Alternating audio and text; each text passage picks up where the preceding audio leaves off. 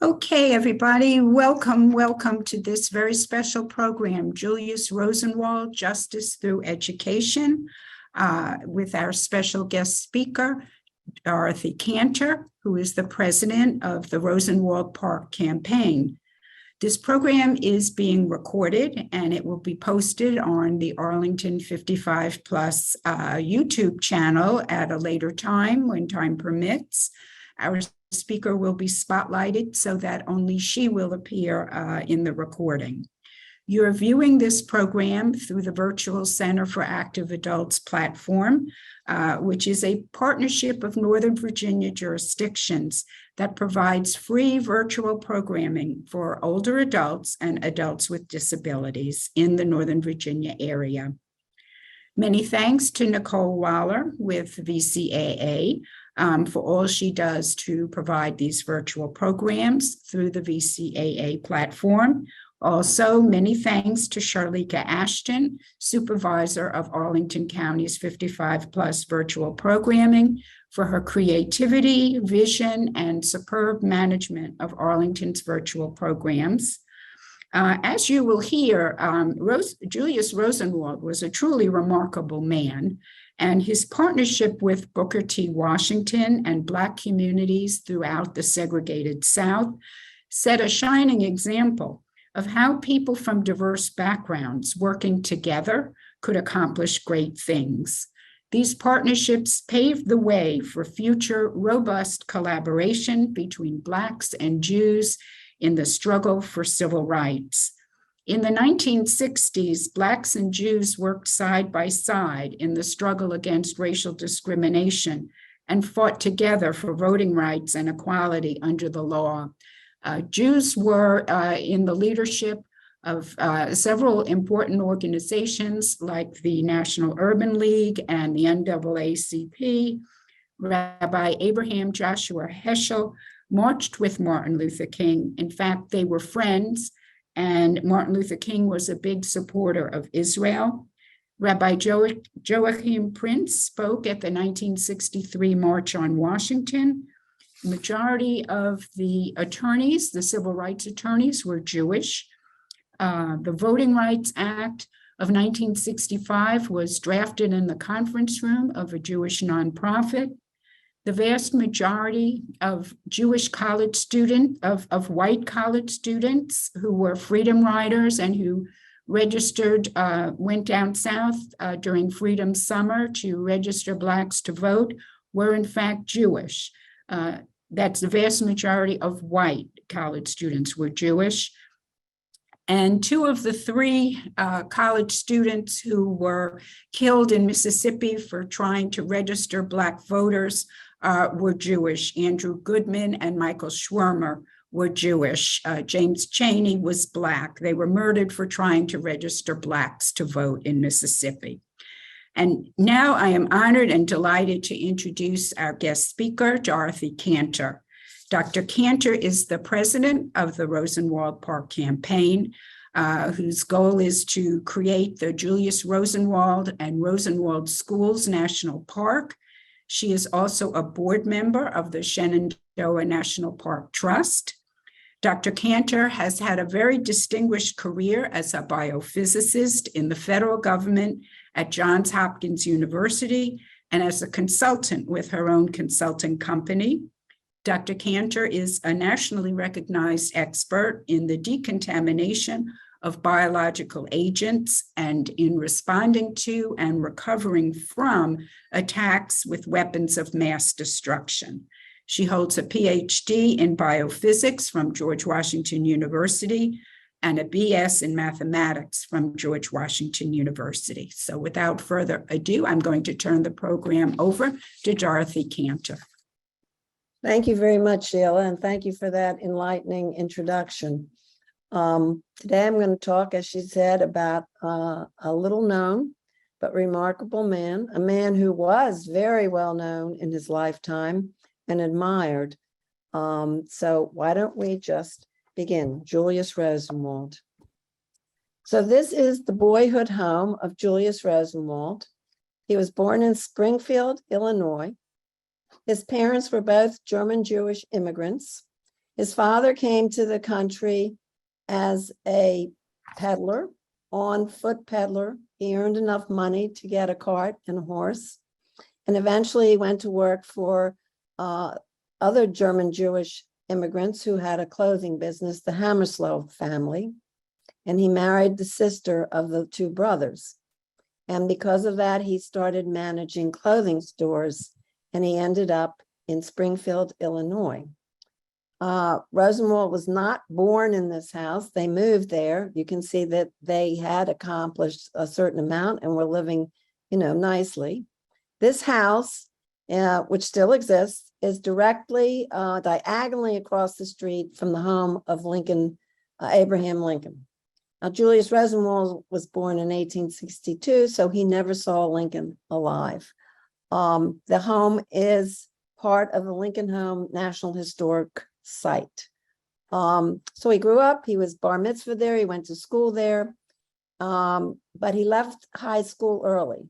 He left not because he couldn't do the work, but because he wanted to go to New York to learn the clothing trade from his wealthy relatives on his mother's side.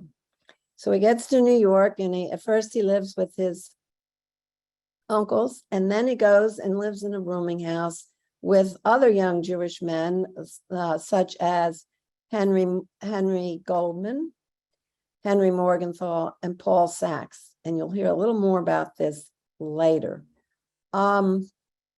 His first venture into the business world was not successful. He opened a clothing store for men in New York, and a recession came along, a significant one, and the store did not survive. But he did not give up. He then went to Chicago and started a business manufacturing clothing suits for men.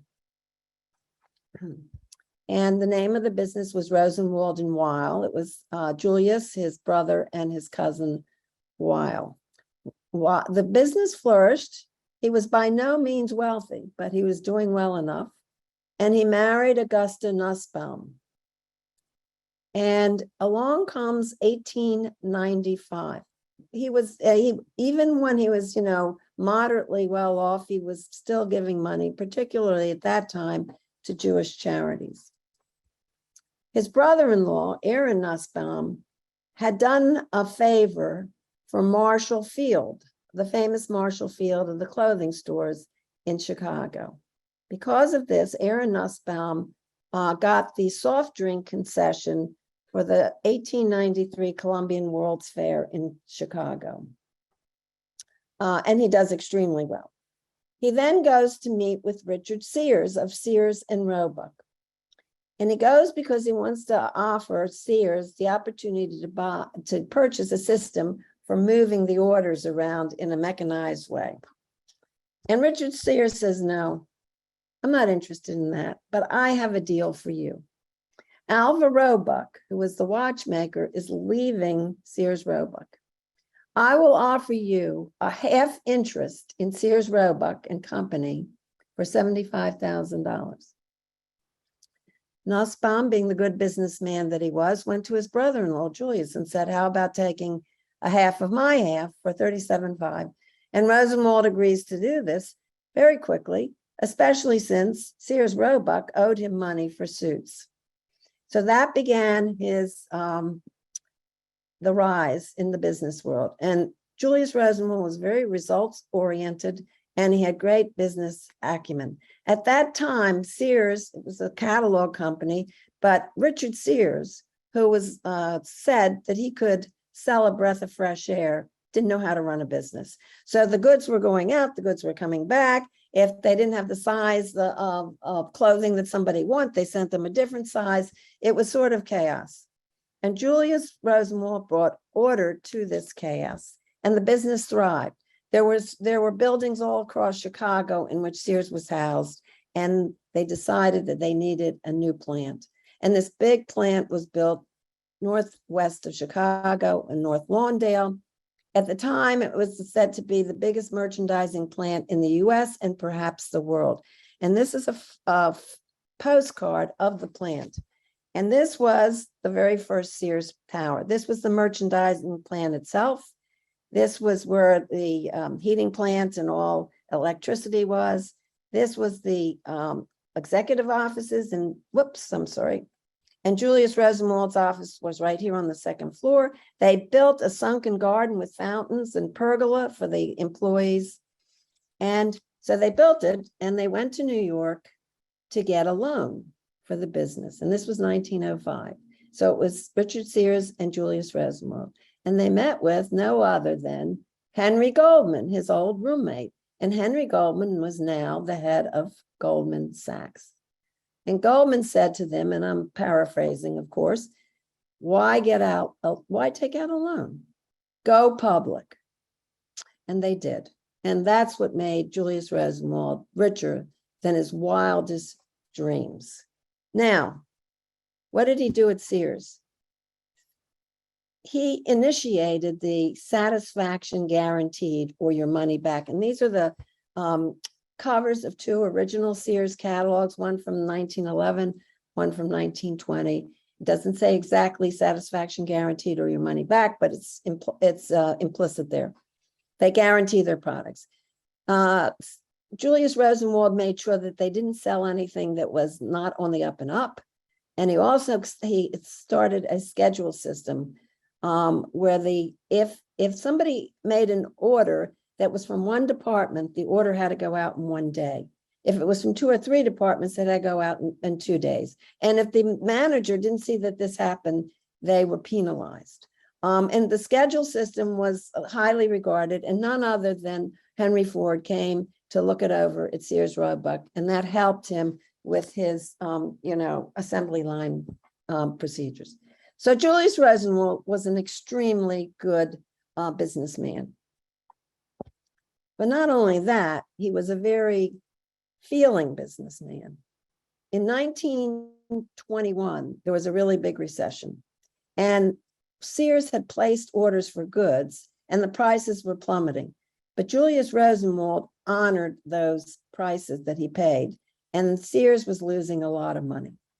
And it's December of 1921. The word is on the street, Wall Street, that Sears is in big trouble, and Sears may very well go under. And so Julius Rosenwald loans the company $20 million, puts his own money at risk, and he saves the company. It was a good investment too, by the way, and he saved Sears Roebuck. This is a newspaper that we have, an original of the New York Times from December 30th, 1921, with the headline on the front page that Julius Rosenwald pledges the $20 million. Okay, so he has all this money. He already has a history of being philanthropic, but now he has so much money that he really can go to town on being a philanthropist. And who is a big influence on him? His rabbi, Emil Hirsch, who was very noted for social justice. He was the rabbi at the Chicago Sinai congregation. And he instilled in Julius Rosenwald even more the idea of tzedakah. That's a Hebrew word, which means social justice, charity, etc. And so he's a big influence on Julius Rosenwald. Now, Rosenwald, as I said, was giving money to Jewish organizations. He was also giving money to the YMCA in Chicago. And so head of the YMCA comes to him in late 1910 and with a proposal. He's asking Julius Rosenwald to help contribute to building a YMCA for African Americans in Chicago, because unless they had family, if they came up from the South or anywhere else, there was nowhere to stay because everything was segregated. There was nowhere to stay. There was nowhere to have recreational facilities, etc.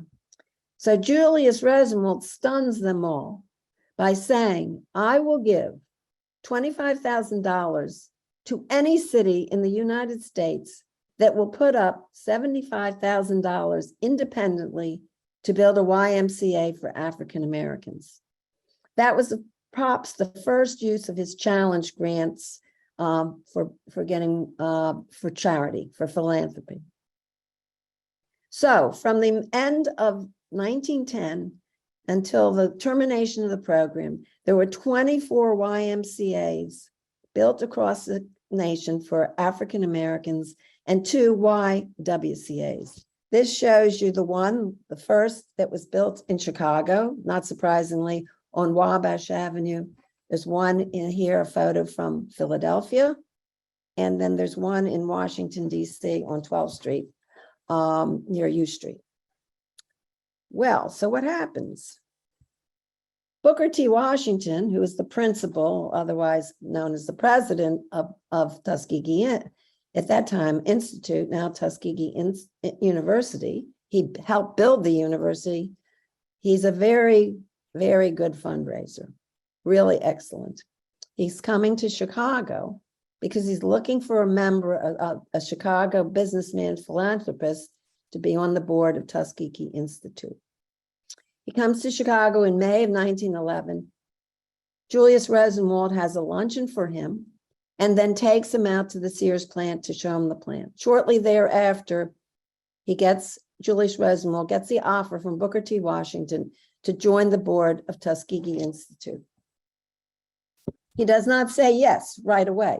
Rather, he gets together his family, his friends, his Rabbi Emil Hirsch, his good friend Jane Addams of the Hull House, on whose board he's served for 20 years. He arranges for a railroad car to go from Chicago in 1911 down to, I guess, Montgomery, Alabama, where they are met and taken to see Tuskegee.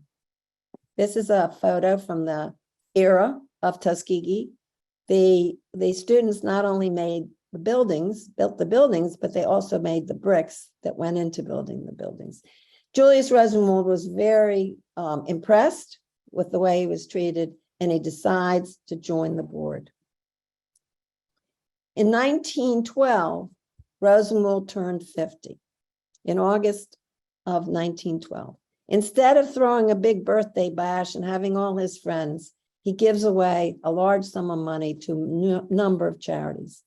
One of them was Tuskegee. Booker T. Washington goes to him. Now, Booker T. Washington had been trying to build schools for African-American children in rural areas for quite some while, had built some, in fact. And he goes to Rosenwald and he says, can I use $2,800 of this amount to help build 6 schools near Tuskegee in rural areas of Alabama? And Rosenwald says, yes, I will give. Now, remember, this is 1912 money, not 2012 or 2022. I will give $300 to each community that will raise $300 either in funds, land, labor, materials, or all of the above. And the communities jump at it, and the 6 schools are built very quickly. Rosenwald then gives another grant for building schools in the South. Julius Rosenwald and Booker T. Washington became not only associates, but very good friends. As a matter of fact, Washington, on one of his trips to Chicago, stayed in Rosenwald's home. And this is a photo of the 2 of them walking on the Tuskegee campus in February of 2015. Unfortunately, Booker T. Washington, who had high blood pressure, and there was no treatment at that time, he dies in November 2015, unexpectedly and at a young age.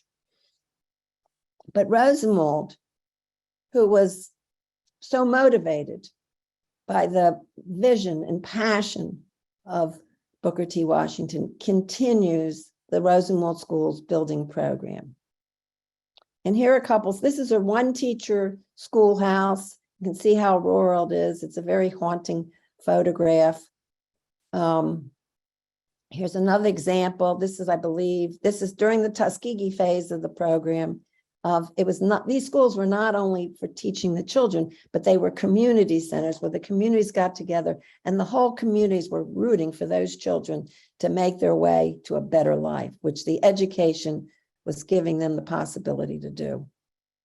Okay, the program continued to grow and grow. And Rosenwald had an evaluation done of the program, of the Tuskegee program, and decided that it had gotten too big for Tuskegee to handle, and he moved it to Nashville under new leadership. And from 1920 on, the program came out with these community school building plans. This here is the plan for a 2-teacher school. If you see this, you can recognize Rosenwald schools. Once you get familiar with them, you recognize them. They had to have at least 2 acres of land. They had plans even for the privies. There was no indoor plumbing. There was no electricity. There was no central heating. They were heated by potbelly stoves. Okay. From 1912 until 1932, 5,257 Rosenwald schools, teacher homes, and shop buildings were built in 15 states, from Maryland to Florida, from North Carolina to Oklahoma, from Louisiana to Missouri. These schools taught 1/3 of the African-American students in the South. Some of the famous alumni of Rosenwald schools, the most famous, I would say, is John Lewis, who became Congressman John Lewis, who was on the Selma to Montgomery Trail, put his life on the line. Another one was Maya Angelou, and just recently learned that in North Carolina, Nina Simone was also a Rosenwald School graduate. And so this is really quite impressive, but this is not all of what Rosenwald did. There was more. In 1917, Julius Rosenwald joined the board of the Rockefeller Foundation. Not long thereafter, he created his own foundation called the Julius Rosenwald Fund, with the overarching mission for the well-being of mankind. One of the big things he did was was to award fellowships to the highly talented people. Most of them were young at the beginning of their careers, not all though, and in multiple fields. And they awarded almost 900 fellowships, and 2/3 of them went to African Americans. I'm going to go through this quickly because it's showing the different fields. So one field were scholars and dignitaries. Here's W.E.B. Du Bois. A lot is made that between the competition between Du Bois and Washington, they were different approaches, but Rosenwald supported both. The one here is Paul E. Murray, who influenced dramatically Ruth Bader Ginsburg. She was the first woman priest for the Episcopal Church. Very interesting woman. Down here is Ralph Bunche, who was ambassador to the UN. Over here is Charles Drew, who was a doctor, and he had developed some things with plasma in World War II. Writers, okay, they included Langston Hughes, the poet, Ralph Waldo Ellison, who wrote Invisible Man. In the center is Zora Neale Hurston. Over here is James Baldwin. Down here is Lillian Smith, a white Southerner who wrote Strange Fruit. Entertainers, Marian Anderson. Marian Anderson was not making any headway in the United States. She got a fellowship from the Rosenwald Fund. She went to Germany. She studied voice. She became very popular in Europe, and she came back to the United States. And only after that would she became popular in the United States and successful. This is a photo of her singing at the Lincoln Memorial.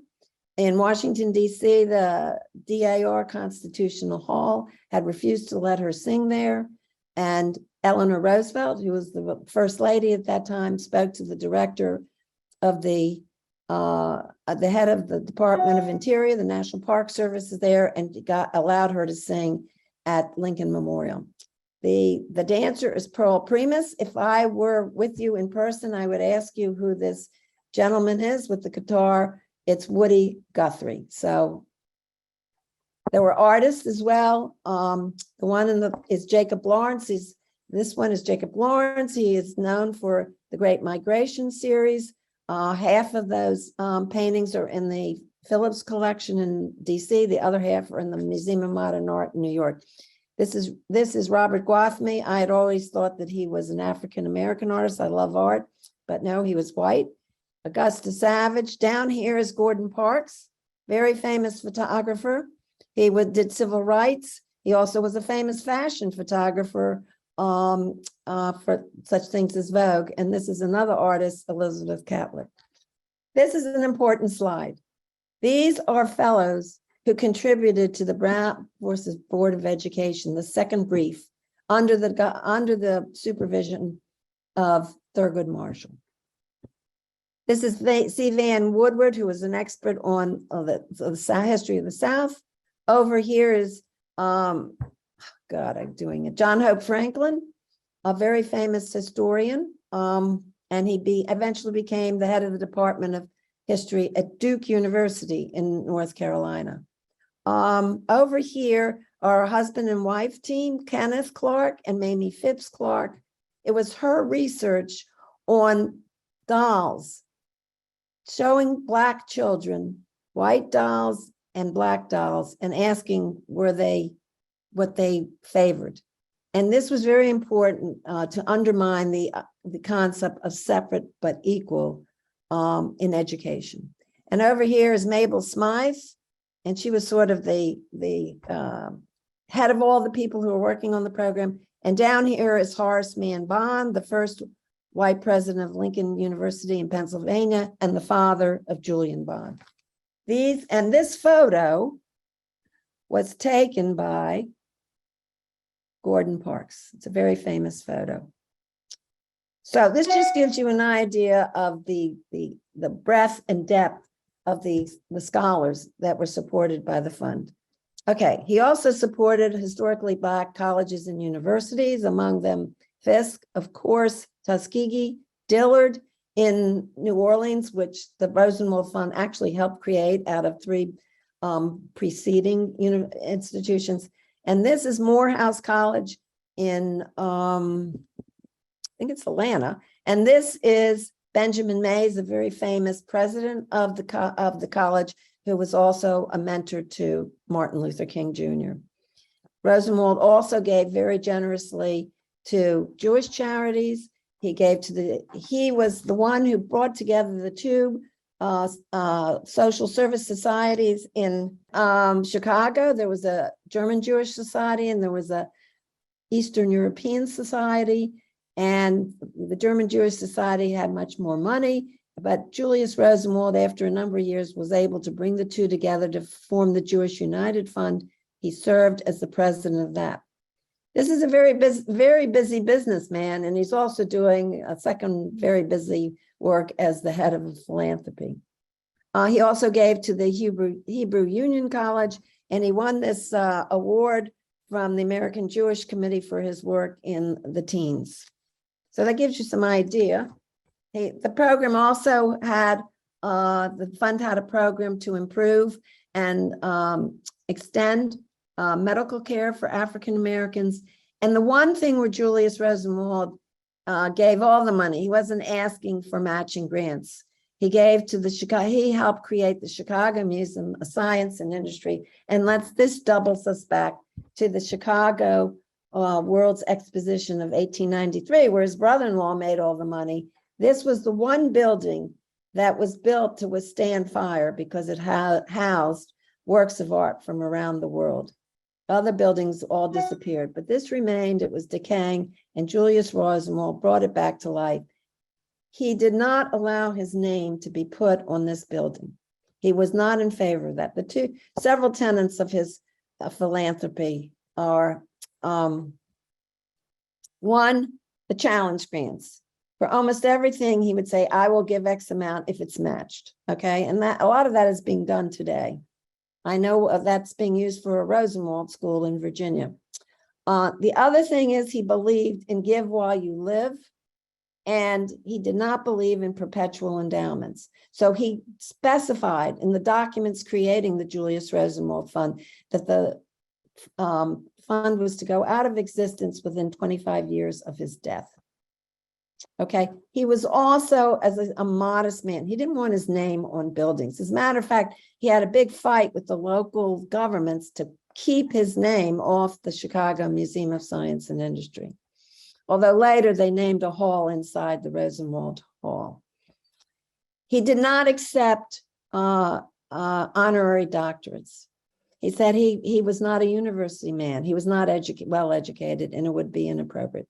So there you have it. He was in the Jewish religion. We talk about people. He was a mensch. You know, he wasn't up there in the clouds. He was down there with everybody else.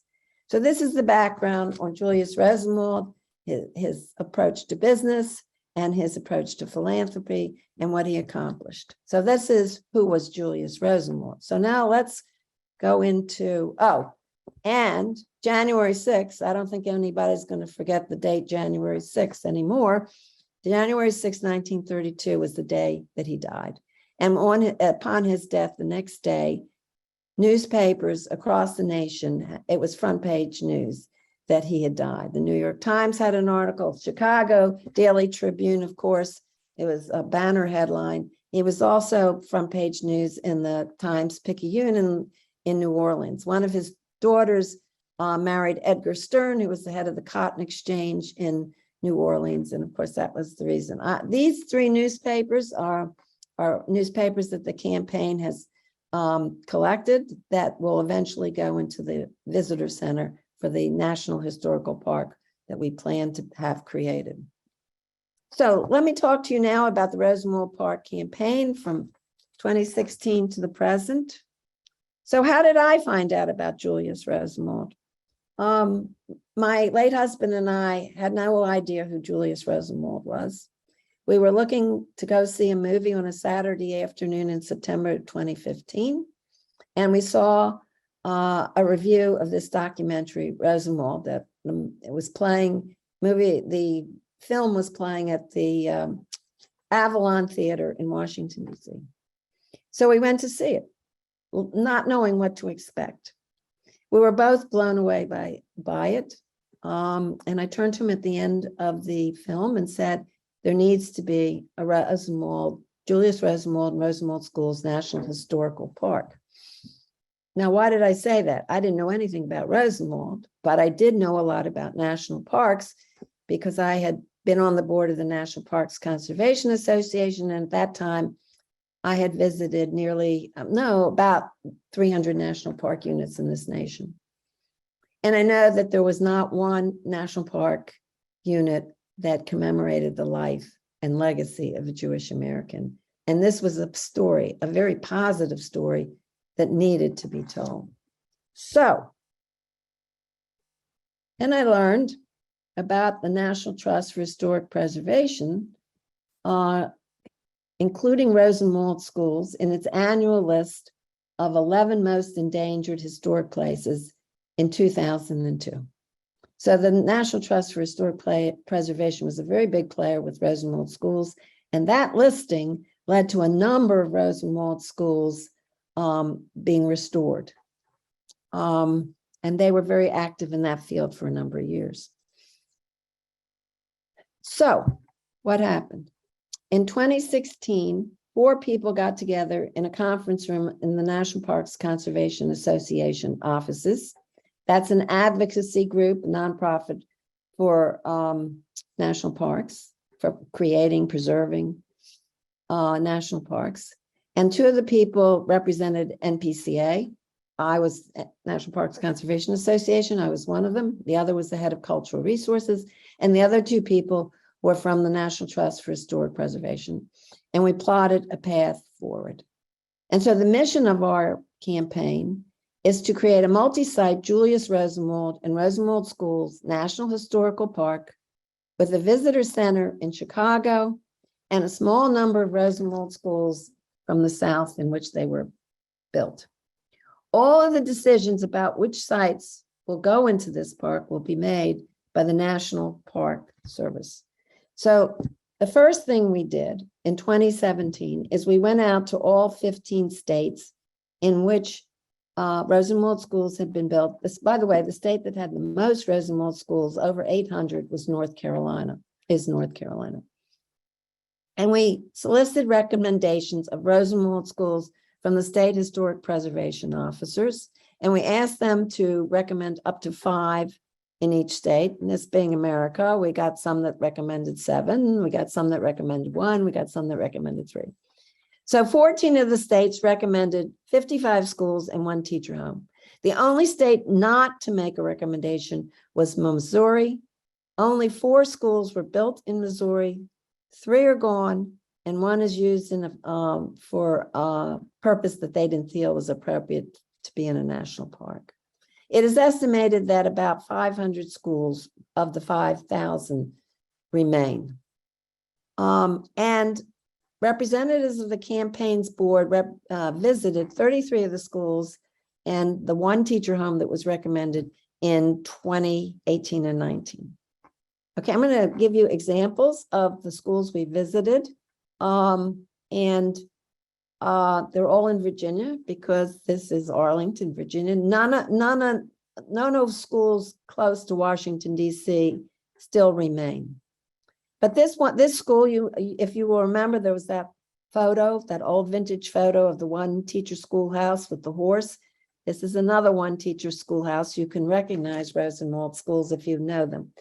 One of the other features of Rosenwald schools are the 9/9 windows. There was no electricity. The windows were specified so that we get the most light in the buildings. And for their time, they were sort of state of the art. As a matter of fact, once they started publishing the community school building plans, even some white schools were built according to these plans. So this is a 1 teacher schoolhouse. When we visited it in February of 2019, it was still undergoing restoration. Shady Grove School. It's in Gum Springs, Virginia, west of Richmond. This is another school not far from Shady Grove. It's the Second Union School. It's a 2 teacher school, also west of Richmond, but closer to the city. It's now a museum. It's next to a church. Many of the schools were built next to a church because the churches were very active in getting the schools built in the first place. And this is some of the board representatives meeting with the people from the school. Those schools were recommended by the state of Virginia. This school, Woodville Rosenwald School in Gloucester County, Virginia, was not recommended. And the reason I believe was not recommended is because in 2017, it hadn't started to be restored. And it was unknown whether it would be able to be restored. It has a very important history. There's not enough time to talk about it. But they're finishing the restoration. They've put in a parking lot. It's very impressive. For your information, I don't think you can see it, but this was not a desk that was original to the school, but it is a desk that was manufactured by Sears because it has the Sears imprimatur on it. And this closest to us is the Fairfax Rosenwald School in Fairfax, Virginia. I love this photo. And I think it was a 3 teacher school. You notice again the 9/9 windows. So this is when it was built, and that was then, and this is now. What remains is a historic marker. There was also an equalization school built in next to it called the 11 Oaks, and that was the South's response to unequal education for the African Americans, and they built these equalization schools, which were supposedly separate. They were definitely separate, but supposedly to give them equal education. And so what's left are 2 little streets, Rosenwald Lane and 11 Oaks. That was the name of the school street, and an upscale residential community because the city has come to the rural areas of this country. Okay, so that's a little brief guide to some of what the schools are like that we visited. There are more, but we don't have the time. In 2018, we published 3 reports. In 2018, we came out with a historic context study report, which goes into the life and legacy of Julius Rosenwald and the schools. And it concluded that Rosenwald and the schools are of national historic significance, and that a national historical park would be an important addition to the national park system. In 2020, I went to for the dedication of a historic marker in front of Julius Rosenwald's boyhood home. As you can see, it's still standing. It's now the administration building for the National Park Service at the Lincoln Home National Historic Site. And we convinced the Park Service to put a historic marker in front of the home, and we helped pay for it. And also on February 12th, 2020, Lincoln's birthday, they changed the name of the house from Lyon House to Rosenwald House. So people who visit the Lincoln Home National Historic Site, if they go across the street, they'll see this historic marker and see that this was the home of Julius Rosenwald. In 2020, we came out with a report on the sites in Chicago that could be potential candidates for a visitor center in Chicago. And in the most important thing that happened, I'll get to the third report in a minute, was that in 2020, the legislation, the Julius Rosenwald and Rosenwald Schools Act of 2020 was passed with bipartisan support, and it was sent to the president. This was in December. There were 43 co-sponsors in the House. It was bipartisan, as I said, and 9 co-sponsors in the Senate. It was sent to the president for signature. And on January 13, 2021, President Trump signed it into law. This is important because this law dictates that the National Park Service conduct a special resource study of the sites that are associated with Rosenwald and the Rosenwald schools. And this study will lead to the ultimate legislation creating the national park. Okay, and then the third and last report to date that we put out was a year ago on the schools that were not recommended, the 56 school facilities and the 34 that we visited. All 3 reports, plus all the underlying data that went into developing these reports, we've given to the National Park Service staff to use to assist them in doing the special resource study. And we're working closely with them. You know, we can't be too close because they have to be independent. And they started the study in April of this year, and they've had 2 public hearings in July, and we have a meeting with them upcoming in October. So that gives you some idea of some of the things we're doing, most of the important things we're doing. We're also collecting Rosenwald memorabilia. You know, I talked about the newspapers that we have, including the newspapers for the day after he died, the newspaper about his loaning the $20 million to the Sears to save it. And then we're collecting postcards about Sears Roebuck. The one in the middle is interesting because they have a big field that's right near the plant, the merchandising plant, and every year they had a track meet there for the employees. And they in Springfield, where the Springfield State Fair was, they would have a building. And this is a stereopticon. This, Sears was advertising itself. They said, "Come and visit us." So Richard Sears and his merchandising skills were enormous. They put out a stereopticon with 50 slides. It's a good source for history on Sears, and we have one of them. We actually now have 2 sets of the 50 slides. Interestingly, a talk that I gave about a year ago, somebody who I guess had Rosenwald on their computer, and anything that came up about Rosenwald, he would listen in, and he attended this virtual presentation. And he's a teacher, but he's also a photographer.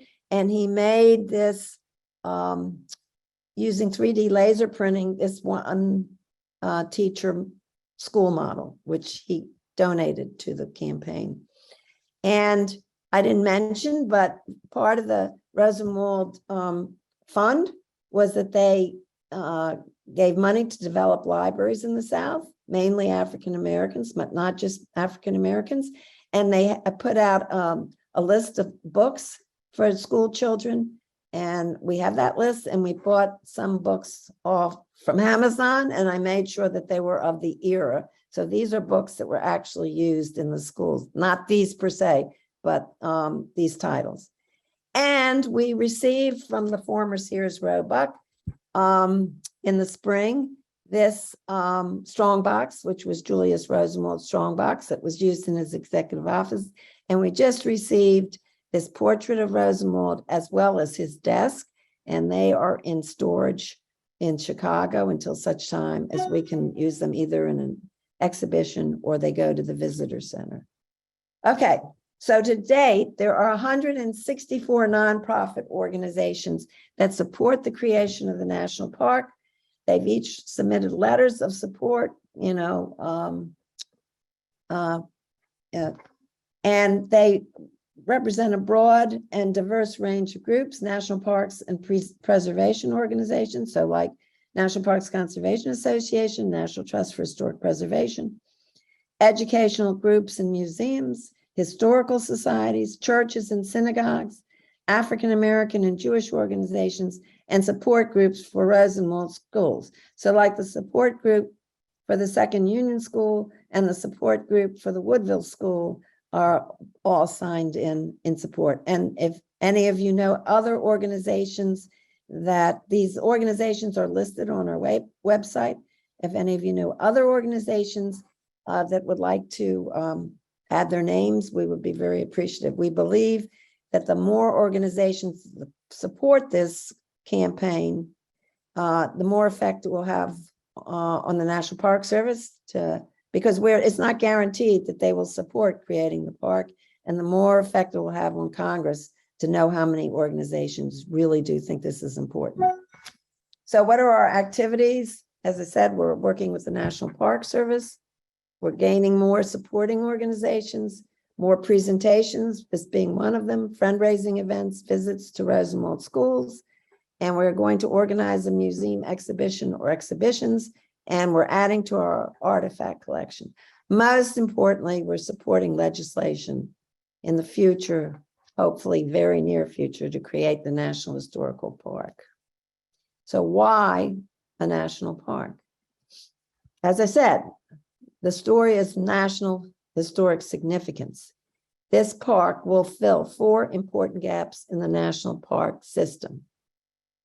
It will be the first of 424 national parks to commemorate a Jewish American, to address the impact of Rosenwald schools, to highlight early Black Jewish partnerships, and to focus on American philanthropy. So it's important, and it's a very positive story. It's some of the good in America. So this is one of the quotes of Julius Rosenwald. I think it's one of the most apt. By the way, this is a scene of Shenandoah National, the Valley, the West Valley from a viewpoint in Shenandoah National Park. All the other pleasures of life seem to wear out, but the pleasure of helping others in distress never does. Julius Rosenwald. So I invite you to visit our website, rosenwaldpark.org. I invite you to become a subscriber to our newsletter. We put them out about 6 times a year. You can go to info@rosenwaldpark.org, or you can write to me, Dorothy Canter, at rosenwaldpark.org. And I thank you very much for the opportunity to give you this presentation today. Thank you so much, Dorothy. That was fascinating. This is such a wonderful story of a remarkable man who was able to partner with African Americans and accomplish wonderful, wonderful things. And I, as you said, it's a very positive story. It shows how when people of diverse backgrounds join together, they can accomplish great things. I wish you all the best with the National Park campaign. It seems like you're making great progress, and that is wonderful, wonderful. So if any of you have any questions, please feel free to unmute yourselves and go ahead and ask. If you prefer to type it in the chat, that's fine too. I can read it out. I'll give you all a minute. I'll start. What was the reaction of the communities where these schools were being built, and what was the reaction of the neighboring surrounding communities to the schools being built? The reaction of the African-American communities or the white communities or both? I would guess they're different, so both of them. Well, the African-American communities were very supportive. And the schools, they had whether it was one room, one teacher, two teachers, one teacher's room, school, excuse me, one teacher school was not just one room, and they had these sliding doors, folding doors. And so they were used not only as schools, but as community centers. So they were the center of what was going on. So the African-American communities were very supportive. And as I said, they were rooting for the children. So that was good. I can only tell you that a number of the schools were destroyed by fire. And at some point, the fund later on in the 20s said the schools had to be built of brick. Of course, they were building bigger schools then. Ultimately, $28 million was spent on these 5,357 structures. And most of the money came from the local governments, 18 million. Interestingly, the African-American communities gave like 4.8 million total, and Julius Rosenwald first individually, and then through the fund gave like $4.3 million. Again, remember, he was giving challenge grants. The white communities gave about $1 million. So that gives you some idea. But the local governments came to realize that these schools were very important because of the Great Migration started after the school building program started. And if they wanted to keep people in the South, they needed to give them education. That's the best I can do. Sorry. Yeah, no, and I think the idea behind the challenge grants, I think, was brilliant because it's what we call today buy-in, but it's how you keep support for the schools and for the community. If people have invested either their money, their time, or their labor, they're going to want to make it work. Right. And they're going to be behind it. And Julius Rosenwald was very clear that it was up to the states, the local governments, to maintain these schools once they were built. So they had to. Now, they did get a lot of secondhand things, like I heard oral history interviews where people talk about they got the band uniforms and the cheerleader uniforms secondhand and the books secondhand. So they weren't equal, but they at least were getting a schoolhouse in which decent education could take place. And Rosenwald also, through the HBCUs, helped support programs to train teachers to teach at these schools. Right, and I'm sure you mentioned this, but just to repeat it, is the idea behind building the schools was to remedy the effects of segregation and discrimination against African Americans, that the value that was reflected in all this work was that education is the path forward, right? That this is how you do it. And a number of the people, I mean, the most important example is John Lewis, who went to a Rosenwald school in Alabama. Mm-hmm. A number of the people went on to be part of the civil rights movement in the 50s and 60s. Because the last school was supported by the camp as part of the campaign's program, was built in 1932. The reason I say that, because there was one more school that was built. It had been recommended by a governor of a state, like in 1929, and the Depression came, etc., and it wasn't approved. But this governor became president of the United States. Mm-hmm. And he went to a place in Warm Springs, Georgia.